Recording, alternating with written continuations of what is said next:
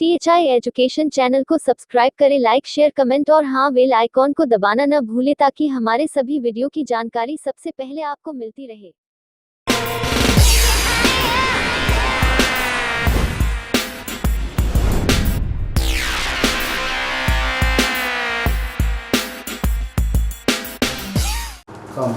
Hi students, कैसे हैं आप? आपके अपने YouTube चैनल THI एजुकेशन में आपका बहुत बहुत स्वागत है।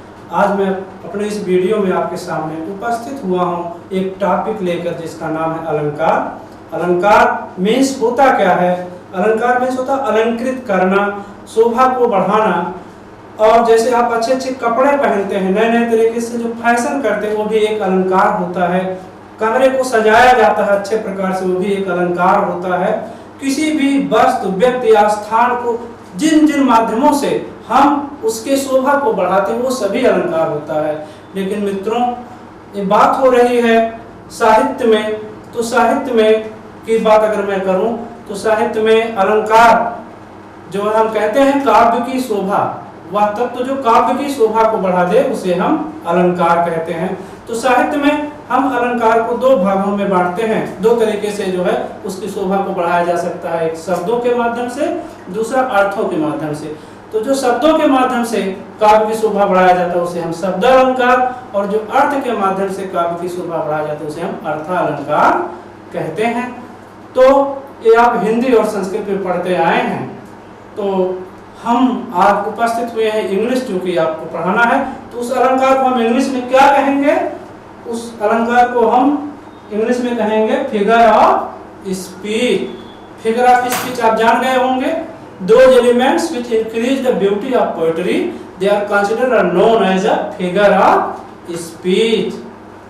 अब हम आपके सामने आपको बताना चाहते हैं कि आपके सिलेबस में अलंकार कितने हैं, उसको हम एक सूत्र के माध्यम से बताने का प्रयास कर रहे हैं। तो आइए देखते हैं वो सूत्र क्या है।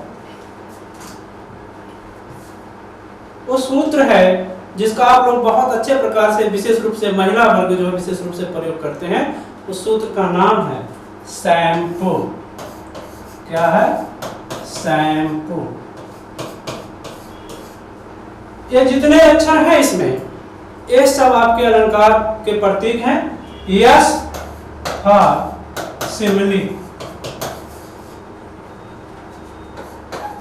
H for hyperbole, A for apostrophe,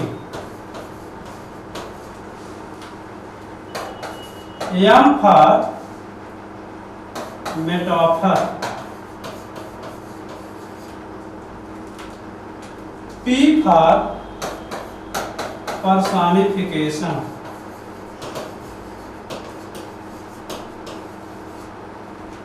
O for oxymoron,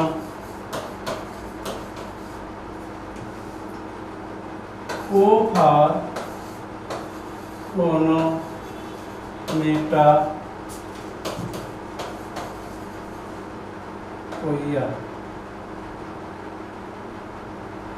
O for onomatopoeia।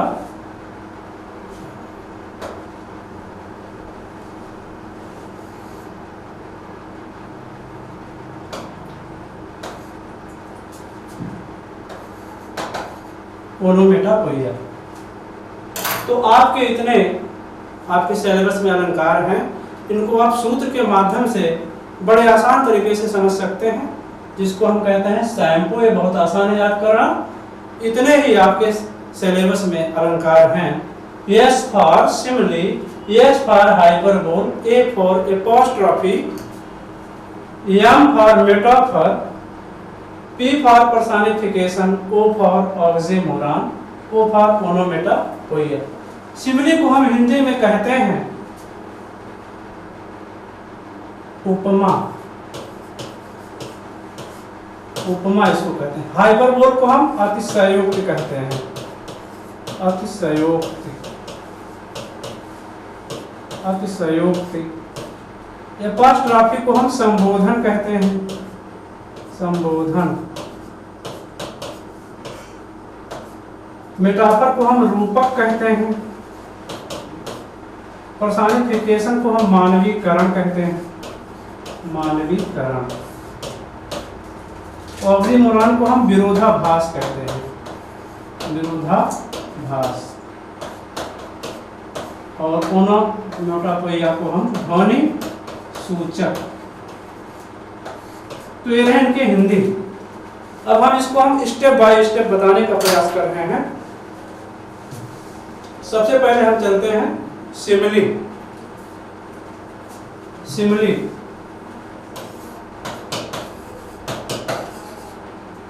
जिसको हम कहते हैं उपमा। उपमा उपमा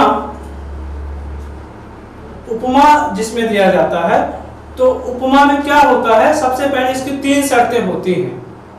पहली शर्त होती है इसमें 2 अलग अलग वस्तुओं की तुलना किया जाता है जो असमान होती है। क्या होती हैं? असमान होती है, बिल्कुल एक जैसे नहीं होती, अलग अलग वस्तुएं होती हैं। और दूसरा बिंदु क्या है, उनमें किसी न किसी बिंदु पर समानता होता है, किसी न किसी बिंदु पर समानता होता है। और तीसरा बिंदु जो होता है, इसमें तुलनात्मक शब्दों जैसे, जिसको हम इंग्लिश में लाइक, ऐसो, सच कहते हैं, से व्यक्त करते हैं, इन शब्दों का प्रयोग किया जाता है। किनका प्रयोग किया जाता है? लाइक, ऐसो, सच का प्रयोग किया जाता है। तो अगर हम इसको परिभाषित करें, इसका परिभाषा दें, तो इसकी परिभाषा क्या होगा? Simile is a figure of speech in which two different things are compared which are common at least in one thing, and words of comparison like, so, such are used. जैसे for example, the world is like a stage. दूसरा example देखें, life is like a walking shadow.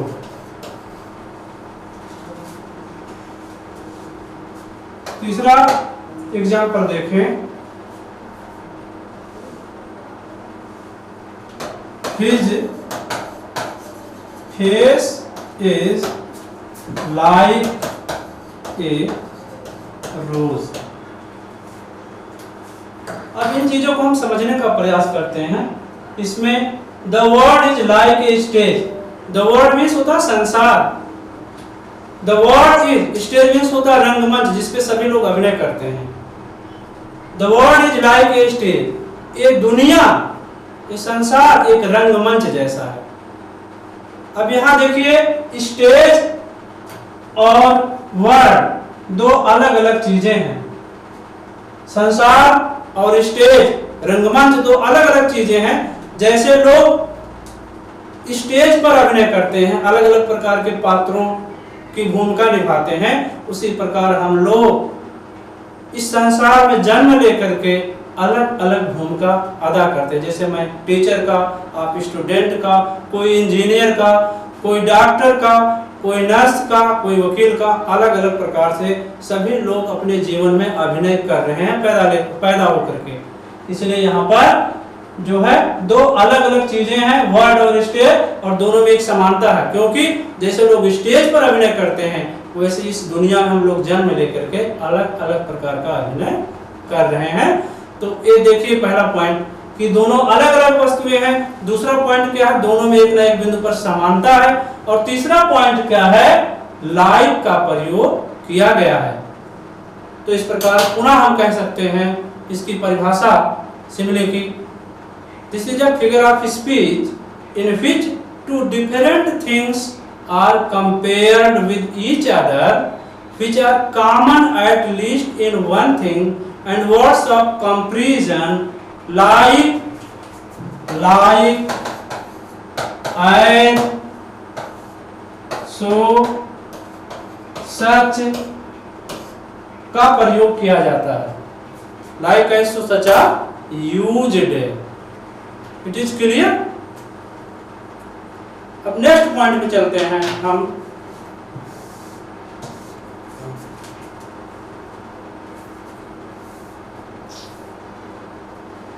दूसरा है hyperbole. Hyperbole जिसको अतिशयोक्ति हम कहते हैं। क्या होता है? अतिशयोक्ति,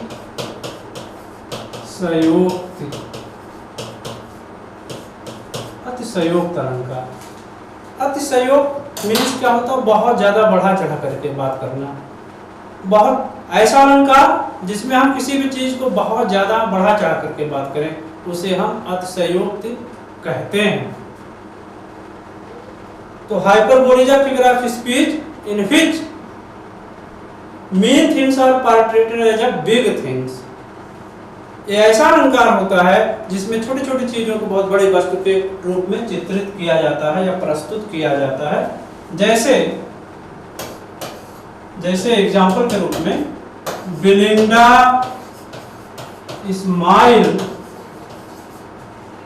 smile all the world was gay. दूसरा एग्जाम्पल देखें, आई सा 10,000 elephants at a glance। देखें इसमें कितना बढ़ा चढ़ा करके बात किया गया। Belinda smiled all the world was gay. एक पात्र है एक नाटक का, द रेप ऑफ लाफ। ये नाटक का नाम है, एक मौखिक है, नाटक नहीं बल्कि महाकाव्य है, मौखिक हास्य काव्य है। उसकी नायिका है बेलिंडा, जिसमें ये बताया गया है कि Belinda smiled all the world was gay. Belinda मुस्कुराई और पूरा संसार मुस्कुरा दिया। कितना बढ़ा चढ़ा करके बात हुआ है। इसमें अतिशयोक्ति है कि किसी एक व्यक्ति के मुस्कुराने पर पूरा संसार मुस्कुरा नहीं सकता, इसलिए यहाँ कौन सा अलंकार होगा? अतिशयोक्त अलंकार होगा। दूसरा एग्जाम्पल है I saw 10,000 elephants at a glance. मैं एक ही दृष्टि में 10,000 हाथियों को देखा। एक बार में कोई 10,000 हाथियों को नहीं देख सकता। एक यहाँ भी अतिशयोक्ति है।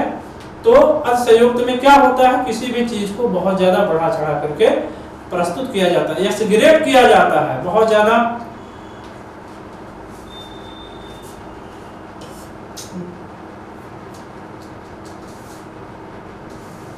अब अगला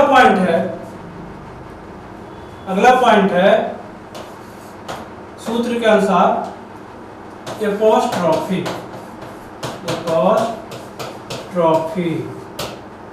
एपोस्ट्रोफी को हम हिंदी में कहते हैं संबोधन।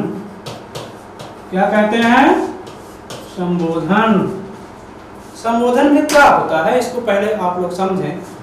संबोधन में निर्जीव वस्तु या अनुपस्थित वस्तु को सजीव वस्तु के रूप में संबोधित किया जाता है, ऐसा प्रस्तुत किया जाता है मानो कि वह अनुपस्थित या निर्जीव वस्तु जीवित हो, उसको जीवित वस्तु के रूप में या जीवित व्यक्ति के रूप में संबोधित किया जाता है।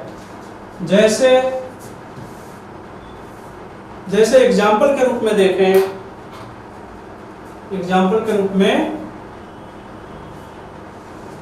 एग्जाम्पल में आप देखें, O word, O time,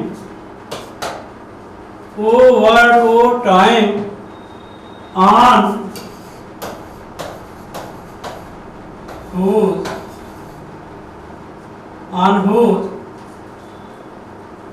over time on whose last step I climb. Over time on whose last step I climb. अगला देखें, O Julius Caesar, O Julius Caesar, thou art mighty yet, O Julius Caesar, thou art mighty yet, O Julius Caesar thou art mighty yet. इसमें देखें क्या है, Julius Caesar एक drama है William Shakespeare का, जिसमें जूलियस सीजर नायक है, उसकी हत्या हो जाती है, षड्यंत्रकारी उसकी हत्या कर देते हैं। उसके बाद षड्यंत्रकारी जूलियस सीजर के मरने के बाद षड्यंत्रकारी इतने घबरा जाते हैं, ऐसे वो अपने ही हत्या अपने ही हाथों से करते हैं। उसमें एक मेन षड्यंत्रकारी, मेन एक सज्जन व्यक्ति होता है, वह मरने से पहले उन षड्यंत्रकारियों में मरने से पहले कहता है कि O Julius Caesar thou art mighty yet, हे जूलियस सीजर तुम अब भी शक्तिशाली हो। तो यहाँ जूलियस सीजर को एक सजीव व्यक्ति के रूप में संबोधित किया गया है, इसलिए यहाँ पर कौन सा अलंकार होगा, संबोधन अलंकार होगा। इसके पहले वाला जो है O word O time on whose last step I climb, इसमें संसार को, समय को एक सजीव व्यक्ति के रूप में संबोधित पीवी शैली ने किया है, तो इसलिए यहाँ भी एक संबोधन अलंकार है। तो संबोधन अलंकार क्या होता है, जिसमें निर्जीव वस्तु को या निर्जीव विचार को एक सजीव व्यक्ति के रूप में चित्रित या प्रस्तुत किया जाता है। Apostrophe is a figure of speech in which absent thing or non-living things are addressed as a living things। अब अगला टॉपिक चलते हैं।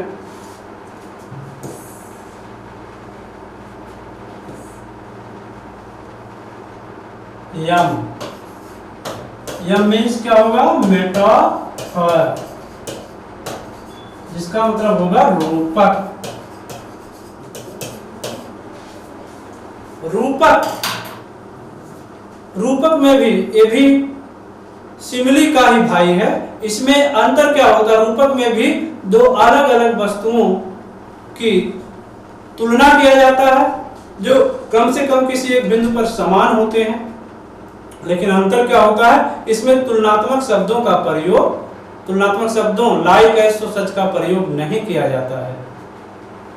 तो इसको हम कह सकते हैं metaphor is an implied simile, संक्षेप में इसको हम कह सकते हैं metaphor is an implied simile.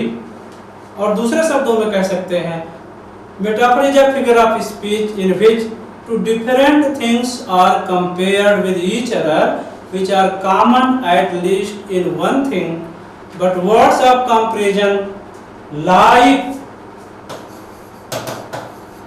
As so such are not used, इनका प्रयोग नहीं किया जाता है। जैसे कहा जाए camel is ship of desert,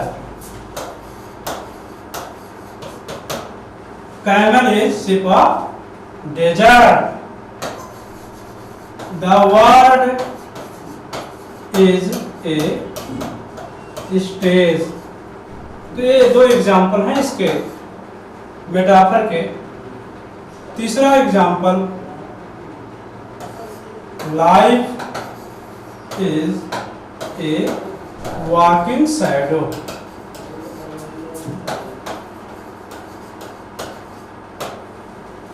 life is a walking shadow.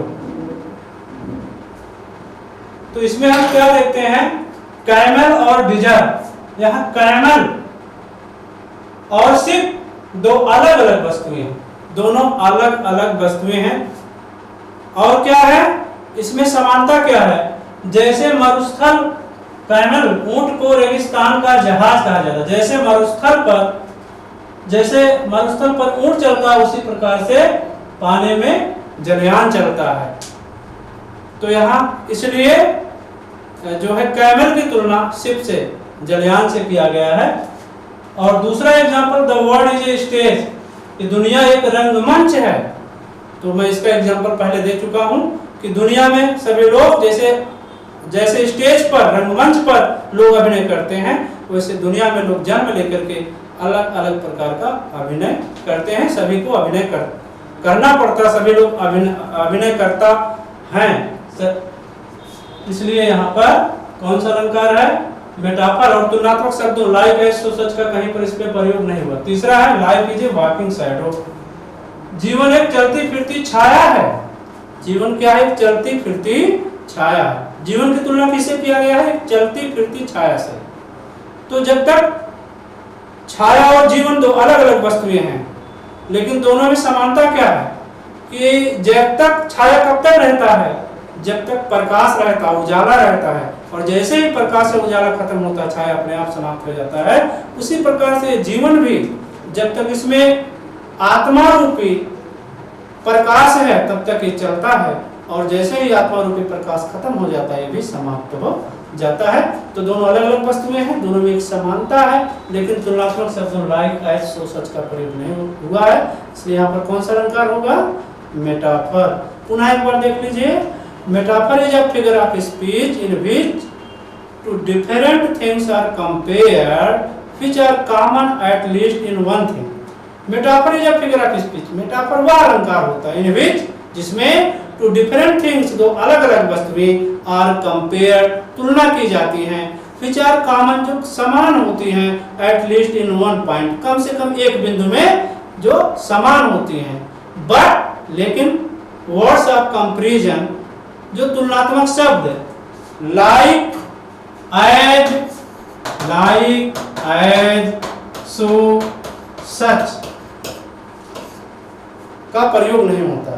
But words of comparison like as so such are not used, जैसा एग्जाम्पल में दिखाया जा चुका है। अब आगे चलते हैं। अब अगला वर्ड है पी। पी मीन्स आपने लिखा था पर्सनिफिकेशन। पर्सनिफिकेशन जिसको हम कहते हैं मानवीकरण। मानवीकरण मीन्स क्या होता है? मान लेना, किसी भी चीज को मान लिया जाए, वही मानवीकरण है। जैसे आप लोग मैथ या और चीजों में मानते हैं, जैसे किसी भी चीज को मान लेते हैं कि मान लीजिए त्रिभुज है, लेट इट बी ट्रायंगल। मान लीजिए वृत्त है, let it is a circle. तो इस तरह से आप मानते हैं, होता नहीं लेकिन मान लेते हैं। तो मानवीकरण में क्या होता है? आप निर्जीव वस्तुओं को या निर्जीव विचार को सजीव मान लेते हैं।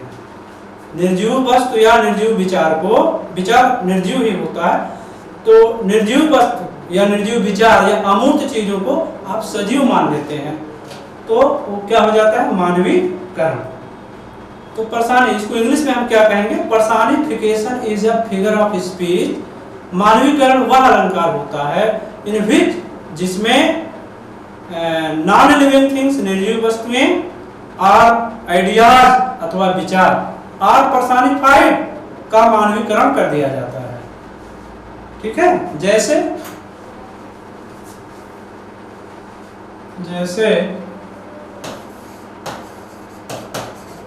डेथ लेज हिज आईसी हैंड। डेथ लेज हिज आईसी हैंड्स। मृत्यु अपने बर्फीले हाथ को रखता है। मृत्यु कोई सजीव नहीं है, मृत्यु कोई भी सजीव वस्तु नहीं है, लेकिन इसको क्या मान लिया गया है? सजीव। क्या मृत्यु kiसी पर हाथ रखेगा? लेकिन इसको सजीव मान लिया गया है। जैसे fate smile at him.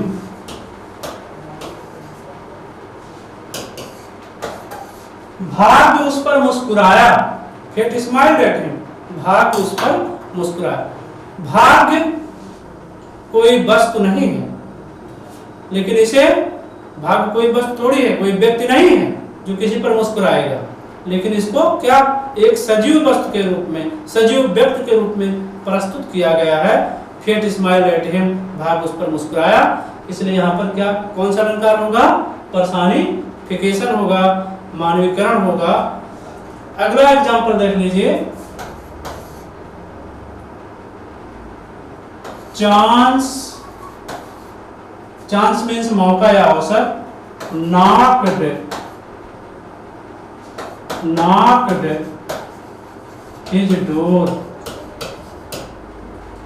Chance मौका या अवसर, नॉक्ड खटखटाया हिज डोर, उसके दरवाजे को। अवसर उसके दरवाजे को खटखटाया। अवसर कोई व्यक्ति नहीं है, लेकिन उसे क्या मान लिया गया? सजीव मान लिया गया। इसलिए यहाँ पर कौन सा अलंकार होगा? मानवीकरण अलंकार होगा, क्योंकि इसमें निर्जीव वस्तु को सजीव वस्तु के रूप में प्रस्तुत किया गया या सजीव मान लिया गया है। अब अगला टॉपिक हम चलते हैं,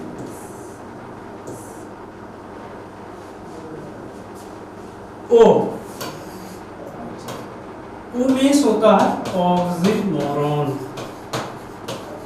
ऑक्सीमोरॉन मीन्स होता है विरोधाभास। विरोधाभास, विरोधाभास, विरोध का आभास, विरोध का आभास, विरोध का आभास अर्थात ऐसा अलंकार जो विरोध का आभास कराए, वो विरोधाभास अलंकार होता है। विरोध, जैसे life is bitter and sweet, जीवन मधुर और कड़वा है। जीवन में जब सुख होता है तो मधुर लगता है, जब दुख होता है तो कड़वा लगता है। तो यहाँ पर कौन सा अलंकार हो? विरोधाभास। हैविंग नथिंग ही हैथ ऑल, कुछ भी न रखते हुए उसके पास सब कुछ होता है। यहाँ भी कौन सा अलंकार होगा? विरोधाभास। तो विरोध का आभास कराने वाले को हम विरोधाभास अलंकार कहते हैं। इसको हम इंग्लिश में कहेंगे oxymoron is a figure of speech in which two different, in which two opposite words और ideas are put up together. विरोधाभास वह अलंकार होता है इन विच, जिसमें टू अपोजिट वर्ड्स, दो विलोम शब्द, और आइडियाज या दो विपरीत विचार, आर पुट अप टुगेदर, एक साथ रखे जाते हैं। तो एक ऐसा अलंकार जिसमें दो विपरीत या उल्टे शब्द या विचार रखे जाएं, उसे हम विरोधाभास अलंकार कहते हैं। जैसे अभी मैं आपको बताया कि life is bitter and sweet, पहला एग्जांपल। दूसरा example, having nothing, having nothing he hath all। Life is bitter and sweet, जीवन मधुर और कड़वा होता है। तो जीवन में जब खुशी होती है तो जीवन मधुर लगता है, और जीवन में जब दुख आता है तो ये कड़वा लगता है। तो यहाँ पर दो विरोधी शब्दों को एक साथ प्रस्तुत किया गया है, तो यहाँ पर विरोधाभास अलंकार हुआ। दूसरा, हैविंग नथिंग ही हैथ ऑल, कुछ भी ना रखते हुए उसके पास सब कुछ होता है। यहाँ भी दो विरोधी विचारों को एक साथ रखा गया है, तो यहाँ भी विरोधाभास अलंकार होगा। तो विरोध का आभास कराए, वही विरोधाभास अलंकार होता है।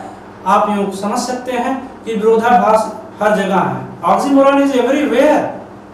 जैसे जहाँ दिन है वहाँ रात है, जहाँ सुबह है वहाँ शाम है, जहाँ सफलता है वहाँ सफलता है, जहाँ उन्नत है वहाँ अवनत है। तो इस प्रकार से हम विरोधाभास अलंकार को प्रत्येक जगह देख सकते हैं। Thus we can see oxymoron everywhere in our life, every step in our life। अब नेक्स्ट आपका जो बचता है वो है ओनोमेटोपोइया। वो जो था इसके लिए था ओनोमेटोपोइया।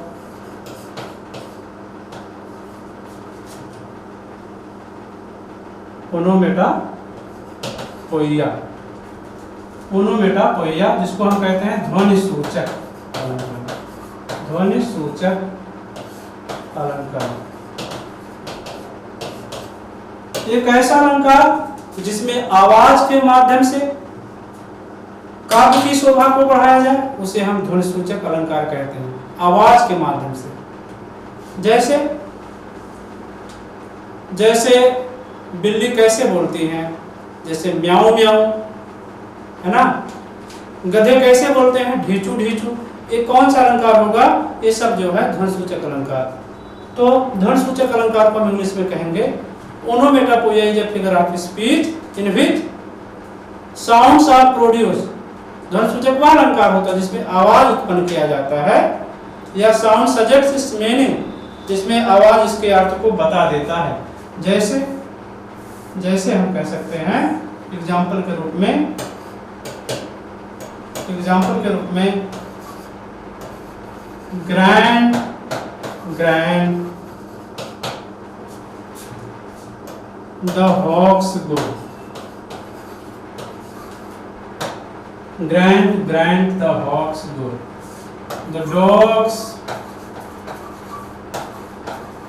बार्क,